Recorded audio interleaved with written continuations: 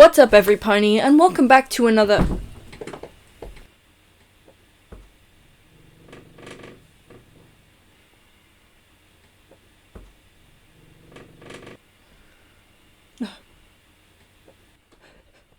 No. Duolingo is dead. Like, for real.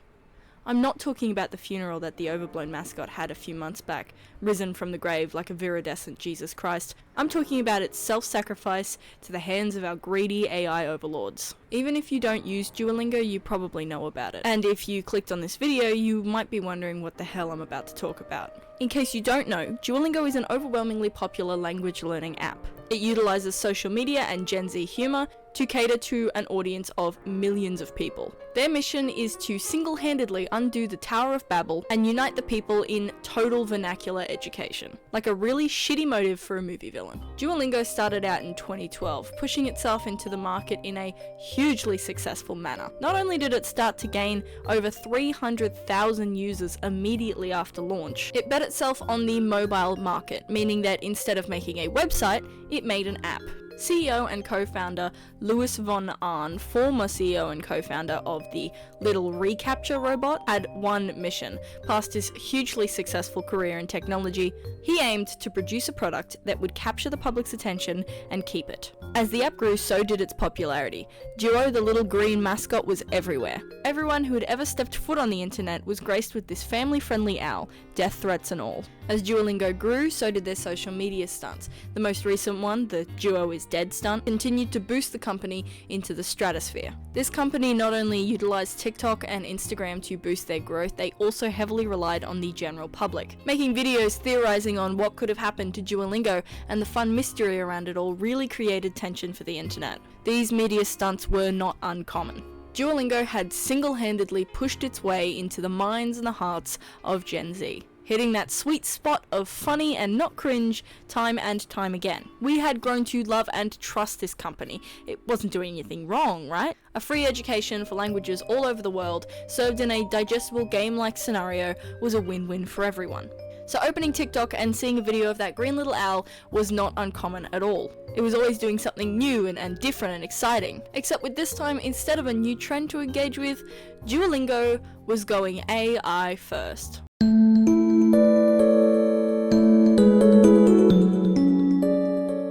Okay, what does that mean exactly? What does a company saying it's going AI first actually entail? Well, firstly, it's a hot topic buzzword at the moment. AI is scary. It's new and different, and the average person is wondering if their job is going to become obsolete. Duolingo going AI first is basically saying that they will get rid of the third-party contractors that they use to make lesson plans. These contractors are fluent in their language and use that skill to translate lessons into different courses. So Duolingo doing this means cutting out the middleman entirely. In a statement on Duolingo's official TikTok, Louis von Ahn describes this as a great thing. Their goal is to push lessons out faster and more effectively. Where in their previous courses they might have had 100 units, they've now doubled, even tripled the output with AI. In the sense of business, this is obviously a no-brainer. AI is free. You don't have to pay. That's the problem. They don't have to pay. Human language contractors have been shuffled out from under Duolingo's green little wings, their jobs being replaced. Who needs humans to translate these languages when we could have the answer immediately? AI is infinitely smarter than all of us. It knows everything about every language because we taught it to. So why is this such a problem? The world is obviously gearing itself towards an AI-centered society, so why not Duolingo joining the cause? Language is inherently human. Full stop. Language has been developing itself over millennia. Language changes continuously. Sure, someone can be fluent in a language from reading it in the books, studying it at home and outside resources. However, it's proven to be most effective to immerse yourself in the language. To talk to those people that speak your target vernacular. Learn the nuances, the swears, the slang. AI cannot provide this efficiently. At its current development, AI is not equipped to understand the intricacies of human language. This is why it's become a problem. The contractors that were employed under Duolingo are now being ignored in the favor of productivity. Quantity over quality. With Google employing an AI that tells the public that it should eat rocks, obviously pulling their sources from places like Reddit or Twitter, We cannot trust what we're being taught. With the employment of AI in their courses, it wouldn't be ridiculous to just go to ChatGPT and learn your languages that way. Yeah, you might get some wrong. It might tell you not to go to the doctor if you have appendicitis, or it might not find a problem with using gasoline in a spaghetti recipe, but at least it doesn't have a subscription. All this to say, Duolingo, why would I bother to read it if you haven't bothered to write it? Still, the question remains, what is AI doing to the world? We all know about the AI art fiasco, the fact that tech bros are training their bots to spit out carbon copies of our work and distributing them to their loyal sweaty fanbase who just cannot get enough of bored apes or lazy lions. But what really are the consequences? AI data centers are huge. They require rare earth materials that are only mined unethically, and require an absorbent amount of fossil fuels to run, which is just adding to the already fucked atmosphere. As well as this, AI data centers need water to be constructed and then more water to run. It's estimated that these data centers use more water than the entire country of Denmark, a population of 6 million people. So this is obviously an issue when we encounter the fact that a quarter of the globe does not have access to fresh, clean water. It's estimated that one single prompt towards ChatGPT is worth 10 Google searches in terms of energy consumption, which isn't a lot, but think about how many people are talking to ChatGPT. I didn't add this into fearmonger. If you're watching this, you probably have a good paying job, you're going to school, you're going to university, you're about to tackle your mid-year exams. It's not your responsibility to be worried about these facts. There is little that just one person can do, so don't beat yourself up for this. I added in this part to illustrate that companies like Duolingo have a responsibility. They are a multi-billion-dollar business. A business that, if they cared enough for the state of the world, they could really cut down on these environmental expenses. Duolingo, in their decision to go AI first, is not only an insult to the planet, but it's an insult to us. Their latest marketing scheme in response to the backlash of the LinkedIn email has been to punch down to their audience. The colourful owl and their marketing team have begun treating the audience as tinfoil hat wearing nut jobs, wielding hate around in a comical way. Their social media managers have been instructed to reply to comments and agree with them.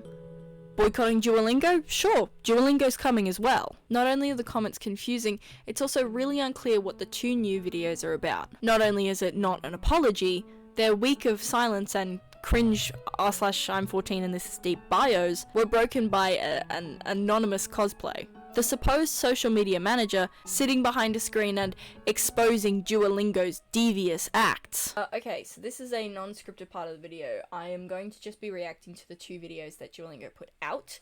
I've already saved them to my phone and I've watched other people talk about them, but I haven't had the opportunity to, well, I didn't want to talk about them without sitting in front of a camera and doing it, face to face.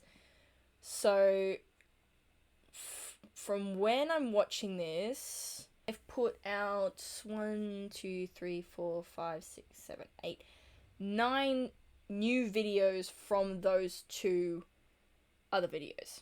The other videos that they've put out are not really breaching past 300,000. And the like ratio is bad. Hello world, I'm a part of Duolingo's social team, and it's time you all learn the truth. Enough is enough. Immediately, the anonymous cosplay, but also the fact that they have obviously scripted this. It had to be approved by like a bunch of people. Like I don't know how big it is, but Duolingo's social media team is massive.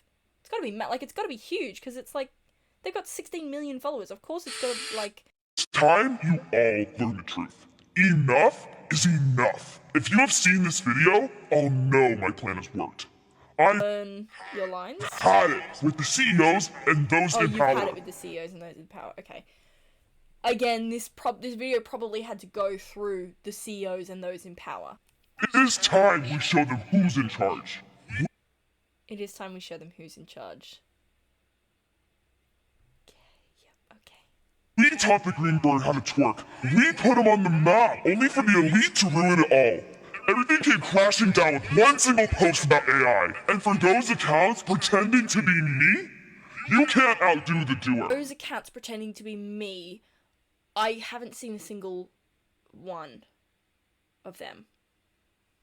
Like they haven't come up at all. No, I haven't seen them on TikTok. I haven't like gone through them. I haven't seen anything about it. This feels like a deliberate attempt to kind of not talk about the elephant in the room.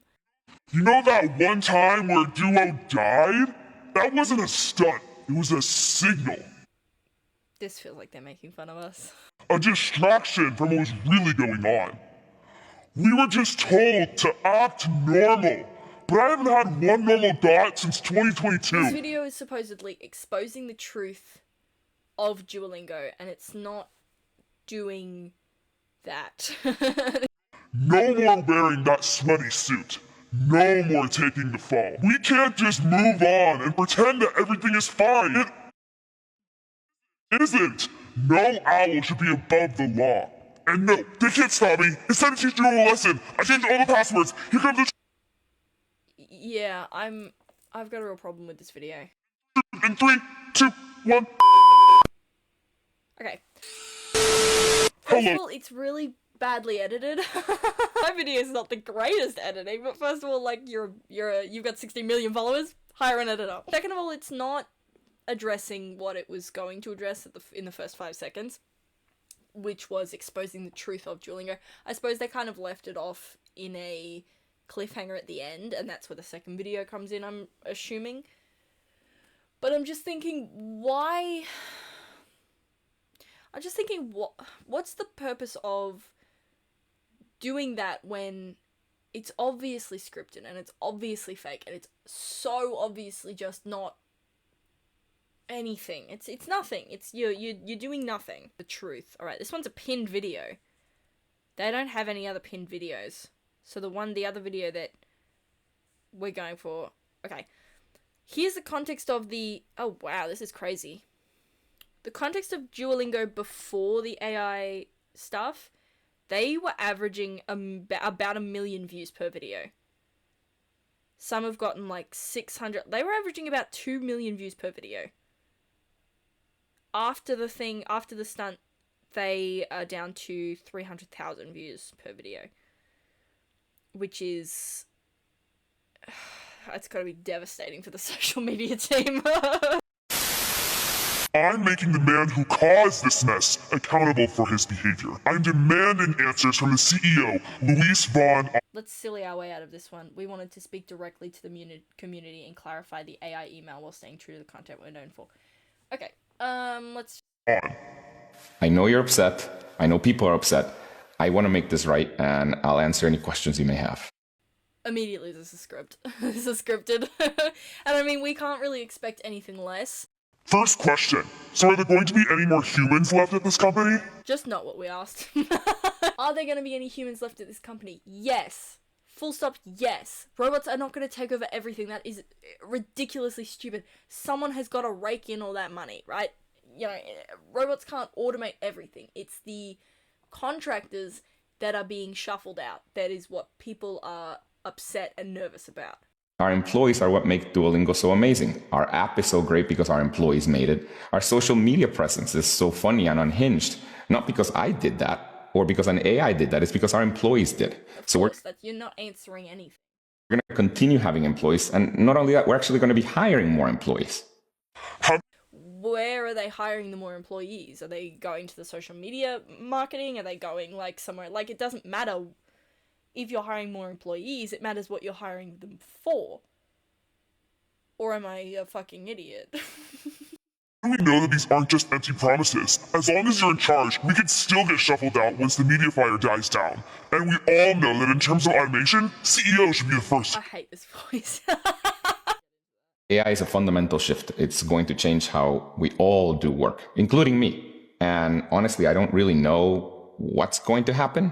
But I want us as a company to have our workforce prepared by really knowing how to use AI so that we can be more efficient with it. That standpoint of wanting to know how to use AI so you're efficient with it is obviously what businesses and companies are going to do now. You know, they're going to be making these changes and these shifts because if they don't, they'll lose money and then their shareholders will drop out and all this sort of stuff and the company will go down, right? Learning a foreign language is literally about human connection. How is that even possible with AI first? Yes, language is about human connection, and it's about people. And this is the thing about AI. AI will allow us to reach more people and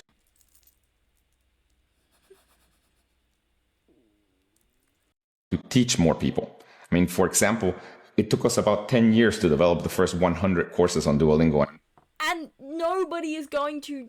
Okay, so he's saying like 100 courses is such a low amount of, you know, of courses and stuff, but it's just not. Like, spend the time to make Duolingo into a worthwhile company and spend the time invest it into humans that can bring humans to the table rather than going through the machines and shit that they want to go through. Like, it's just... Now, in under a year, with the help of AI and of course with humans reviewing all the work, we were able to release another 100 courses in less than a year. So do you regret posting this memo on LinkedIn? Honestly, I think I messed up You think you messed up sending that email because of the backlash? sending that email. What we're trying to do is empower our own employees to be able to achieve more and be able to have way more content to teach better, and reach more people, all with the help of AI. I guess you could have your TikTok back. Okay, so that video... Let's just finish the video. For now. And what about our Instagram? I'll consider it. And you can keep your LinkedIn. That shit's problematic. Duolingo is making their company run with the mindset of quantity over quality. So the language courses that they're producing are more about how much money they can make from the new softwares and how much money they can save by using AI rather than human contractors. And it's so important to talk about what this means and what this is doing in terms of capitalistic greed and just everything else. It's just so... It's disheartening, you know, because we wake up every day and we go on Twitter and we look at all this stuff and AI is, you know, doing NFTs and fucking taking over jobs and all this other stuff, and it feels like, you know, 5 years ago AI was this new cool thing on the edge of the horizon, but now it's just disappointing. At the end of the day, we should not blame Duolingo's social media managers for this stunt. They are quite simply doing their 9 to 5. Hurling abuse at them in the comments is not going to change anything, and it's not going to help anyone. What we need to think about is the fact that this video had to be approved by higher up, possibly the CEO. They had to watch this video and approve it to the public. This is entirely not their fault, and it is not fair to put one section of a company on blast for a shitty marketing tactic. Propaganda is extremely easy to fall for. I know you may be thinking, well, I can spot it because I watch more documentaries on war than the average person. I promise you are just as susceptible to propaganda as the rest of us. This marketing strategy that Duolingo is employing is not only a clever way to get back in the public's good graces, it's an attempt to prove that the public is easily forgiving. Marketing tactics such as this have been successful for decades. You know Santa? The big fat jolly white man? Yeah, he's a marketing tactic from Coca-Cola. Before 1931, depictions of Santa Claus were varied. Some were tall and elf-like, some were scary, but there had not been one true image of Santa Claus for the public. A admittedly smart marketing campaign from Coke, showing a fat man in a red coat delivering presents to children and eating cookies and drinking some Coke, reinforced this idea. Coke relentlessly pushed this message for over 30 years, because when 1964 rolled around, virtually everyone had adopted the idea of Jolly Saint Nick. Nowadays, Santa has evolved away from Coke. Santa's an addict. But the origin still stands that the invention of one of the most famous fictional characters was the result of a very strategic marketing campaign. These days it's less common to see society shift in such a way. However, Duolingo almost achieved it. Back then, people didn't know that Coke actually had Coke in it. Today, the brand couldn't get away with it. I don't know if you guys are aware, but the 1930s didn't have access to Elon's internet. And in the light of today's society, Duolingo carefully crafted itself into an image of humor, weaving itself as a company into everyone's feeds and everyone's phones. Revenue-wise, Duolingo has generated over $748 million in 2024 alone. Compared to other years, this is a 40.8% increase. These numbers are only due to Duolingo's social media marketing strategies. Duolingo wouldn't be where it is today without our influence. This company seems to think that the public owes them something. By punching down and making fun of the customer with these shitty marketing tactics, they directly state that they do not take us seriously. What they owe to learners is not half-hearted courses that don't teach us anything. They owe learners an opportunity to utilize language. Robots cannot teach language in the way that humans can. Hire more translators, hire more employees. This shift towards AI is directly for the shareholders and the stock market alike. Duolingo is not going to fall off the face of the earth for this. As I script and produce this video, they're already back to their normal scheduled posting. Albeit the view to like ratio is a little bit staggering. Only those 2 videos have addressed it. And it seems that they are convinced that the public will forgive them. And they're right. I've seen people delete their 200, 500, even 1,000 day streaks because of this betrayal. It's a nice sentiment, but this kind of thing won't stick. They've lost a few 100,000 followers, but the count is still back up to 16.8 million. And based on the way that they swept it under the rug so quickly, I can only assume that it will continue to grow. This video is not meant to directly dogpile onto Duolingo. There are some much worse companies out there. Ones that actively fund the war in Palestine, attack LGBTQ groups, and side with conservative values. But as a company, they are doing a really shitty thing. Jobs will be lost, and the integrity of language learning will be exploited for productivity and quantity. I have a 673 day streak on Duolingo, and this news hit me like a truck. I'm very proud of my streak. I started it during high school, and it proved to me that I could stick with something for a very long time. That I wouldn't give up even though it was hard. But as an artist and content creator, my livelihood is directly being threatened by the app I love the most. They're moving in a direction that values profit over people. And I, in my right mind, cannot keep using it. I will no longer support a platform that does not support me. And so for that, I'm bidding it farewell. If you guys enjoyed this video, I'm this close to getting 1,000 subscribers. And if I have 1,000 subscribers, I get paid for this shit. And that's awesome, because I don't have a job, so I need money.